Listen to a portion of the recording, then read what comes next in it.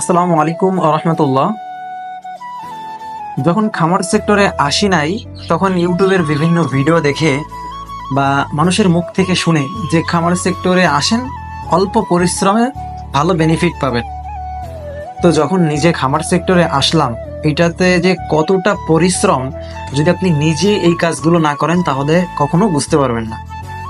দেখে মনে হয় যে পাখিদের খাবার দেওয়া, পানি দেওয়া শুধু এতটুকুই কাজ।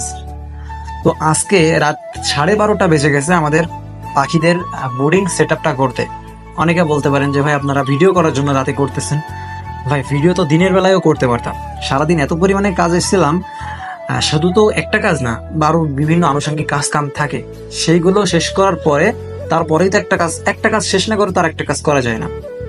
তো প্রায় 12:30 বেজে গেছে, তখন মেশিন থেকে বাচ্চাগুলো বের করে বাছাই করতেছি। তো আপনারা জানেন আমরা 3 ধরনের বাচ্চা উৎপাদন করি, একটা কালো, একটা সাদা এবং একটা সাদা কালো মিক্সিত যে বাচ্চাটা হয়। তো এই 3 ধরনের বাচ্চা আমরা অনেকে আমাদের কাছে চান, যে কারণে আমরা 3 ধরনের বাচ্চা উৎপাদন করি। তো এই বাচ্চাগুলো বের করার পরে তাদেরকে বোর্ডিং সেট আপটা করা, আগে থেকেই বোর্ডিং সেট আপ করে রাখছি।